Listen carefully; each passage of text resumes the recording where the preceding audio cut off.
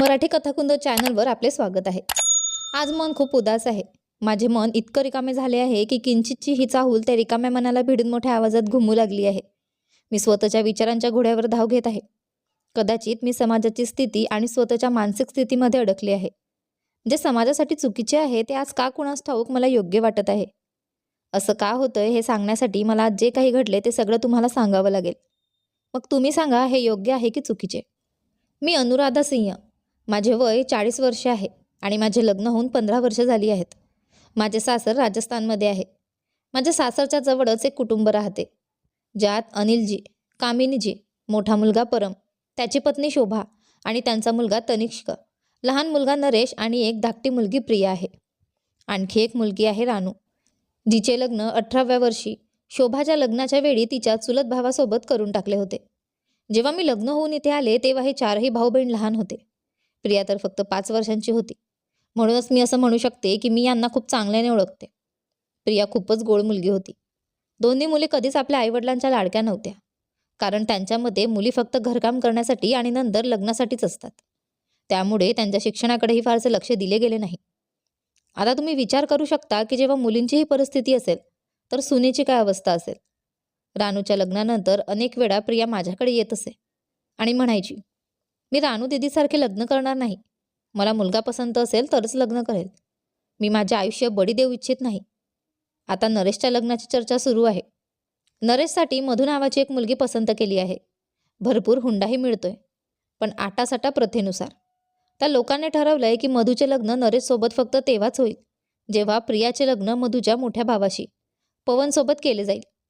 अरे, मी तुम्हाला सांगायला विसरले की आटासाटा ही एक अशी प्रथा आहे ज्यामध्ये या घराची मुलगी त्या घराची सून होते आणि त्या घराची मुलगी या घराची सून होते. थोडक्यात तुमची मुलगी आमच्या घराची सून तेव्हाच आमची मुलगी तुमच्या घराची सून होऊ शकते. राजस्थानातील अनेक गावांमध्ये ही प्रथा प्रचलित आहे. लग्नांसाठी मुली मिळणं कठीण झाल्याने अशी परिस्थिती निर्माण झाली आहे. इतकंच काय, शोभा आणि रानूचे लग्नही याच प्रथेचा परिणाम आहे. आता मूळ मुद्द्यावर येऊ. मधूचा मोठा भाऊ पवन प्रियापेक्षा साधारण 15 वर्षांनी मोठा आहे. तो फार शिकलेला नाही आणि त्यामुळे उपजीविकेसाठी त्याच्याकडे काहीतरी चांगले काम नाही. म्हणून कदाचित आजवर त्याचे लग्न झाले नसेल. पण तरीही कामिनीजी आणि अनिलजी फक्त आपल्या मुलाच्या लग्नासाठी प्रियाचे नाते तिथे करण्यासाठी तयार झाले. प्रिया याला अर्थातच सहमती देणार नाही. जेव्हा तिने नकार दिला तेव्हा घरच्यांनी तिला ओरडून गप्प बसवले, कारण घरच्यांच्या मते मुलींना लग्नासारख्या प्रकरणात बोलण्याचा अधिकारच नाही. जेव्हा प्रिया या विषयावर बोलते तेव्हा नेहमीच वाद होतो, भांडणे होतात. एकदा तर अनिलजींनी प्रियाला मारलेही होते. इथपर्यंत की दोघा भावांनीही कुठलाच आधार दिला नाही आणि सुनेला तर बोलायची परवानगी मुळातच नाही.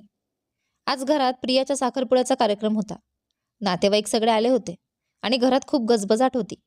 आता इतक्या वर्षांपासून आमचे शेजारी आहेत, तर साहजिकच मीही त्यांच्या मदतीसाठी तिथे त्यांच्या घरी उपस्थित होते. थोड्या वेळाने कामिनीजीसोबत मीही प्रियाच्या खोलीत गेले. तिथे पाहिले तर ती अजून तयारच नव्हती. हे पाहून कामिनीजींना प्रचंड राग आला, पण आवाज दळवत म्हणाल्या, अगं कुलक्षणी, काय इतक्या लोकांसमोर आमचे नाक कापशील का? लवकर तयार हो. प्रिया म्हणाली, मी तुम्हाला कित्येकदा सांगितले आहे की मला हे लग्न करायचे नाही, तरी का जबरदस्तीने माझे आयुष्य उद्ध्वस्त करताय? कामिनीजी म्हणाल्या, जास्त बोलू नकोस. लग्नात कुठलीही अडचण आली तर गोंधळ होईल. गप्प बस, पटकन तयार हो, समजलीस का? त्या प्रियाला तयार करून बाहेर निघून गेल्या. सुनबाई पटकन सगळं काम सोडून प्रियाकडे गेली आणि तिला म्हणाली, प्रिया, हट्ट करू नको, पटकन तयार हो. लोक बसले आहेत, तमाशा होईल. हे घरच्या प्रतिष्ठेचा प्रश्न आहे. प्रिया म्हणाली, म्हणजे घरच्या प्रतिष्ठेसाठी मी स्वतःचा बळी द्यायचा का? इथं बसलेल्या लोकांना दिसत नाही का की माझ्याशी चुकीचे वागले जात आहे? सगळे तमाशा बघायला आलेच आहेत, मग आता आलेच आहेत तर तमाशा पाहूनच जातील.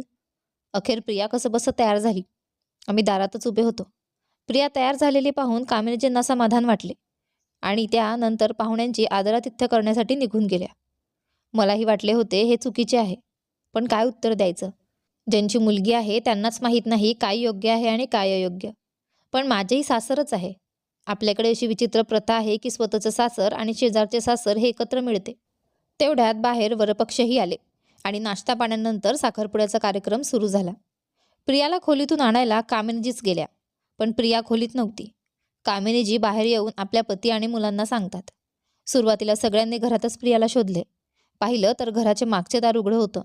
कळायला वेळ लागली नाही की प्रिया घरातून पडून गेली आहे. आता लोकांना काय उत्तर देणार? खूप वेळ गेला आणि शेवटी सांगावं लागलंच की प्रिया घरी नाही. वरपक्ष म्हणाले, मुलगी पळून जाईल यासाठी आम्हाला इथे बेइज्जती करायला बोलावलं होतं का? आम्हाला कळाले नव्हते की ती मुलगी अशी वागेल. आम्ही तिला खोलीतच सोडून आलो होतो आणि कसं काय ती मागच्या दरवाजाने निघून गेली हे कळालं नाही. आता आपण विही आहोत. शांत मिळून या समस्येचे समाधान शोधू. कृपया शांत राहा. वरपक्ष पुढे म्हणाले, तुमची मुलगी आमची नाक कापून गेली. आता विसरून जा की आमची मुलगी तुमच्या घरची सून बनेल.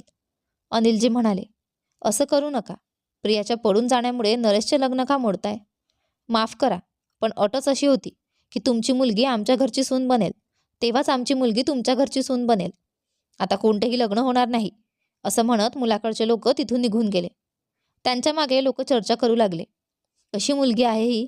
आपल्या आईवडिलांची इज्जत मातीमध्ये मिसळून पडून गेली. अशा मुली कुलक्षणी असतात. त्यांना कुणाच्या इज्जतीशी काहीही घेणं देणं नसतं.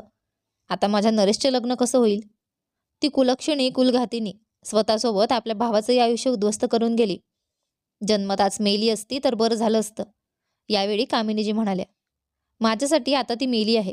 मला अशी मुलगी नको जी आपल्या बापाच्या तोंडावर काळं फासून निघून गेली. असं अनिलजी म्हणाले. मी काय बोलू? मी त्यांना सांत्वना देऊन थेट माझ्या घरी निघून आले. लोकांनी प्रियाला कुलक्षणी, कुलघातिनी आणि अजून बरंच काही नावं ठेवली. का कुणास ठाऊक, मी मात्र लोकांसारखी तिला दोष देऊ शकले नाही. खरं सांगायचं तर मला यात काही चुकीचे वाटले नाही. जेव्हा ती मुलगी वारंवार सांगत होती की तिला हा संबंध मान्य नाही, तेव्हा स्वतःच्या मुलाच्या लग्नासाठी तिचे बलिदान देण्यासाठी तिचे आईवडील तयार झाले. हे सगळं माहीत असूनही की तिच्यासाठी शोधलेला वर तिच्या योग्यतेचा नाही. काही लोक म्हणतील की तिला लढायला हवं होतं, पण एक गोष्ट सांगा, ती इतक्या दिवसांपासून लढतच होती आपल्या लोकांविरुद्ध, स्वतःसाठी. पण ती जिंकू शकत नव्हती. ती चुकली कुठं? ती पडून गेली म्हणून ती चुकली. पण जर तिने आत्महत्या केली असती तर ती बिचारी आणि आईवडील अत्याचारी झाले असते. आपल्या समाजात प्रत्येक परिस्थितीसाठी काही ठरलेल्या गोष्टी असतात आणि अखेरीस आटासाटा प्रथेनुसार मुली शोधण्यापेक्षा आपल्या मुलांना इतकं योग्य बनवा की लोकांना त्यांच्याशी नाते जोडायला भीती वाटू नये. मुलींचा वापर करून मुलांचे लग्न लावू नका. तर तुम्हाला ही कहाणी कशी वाटली? तुमचं मत कमेंटमध्ये नक्की कळवा. धन्यवाद.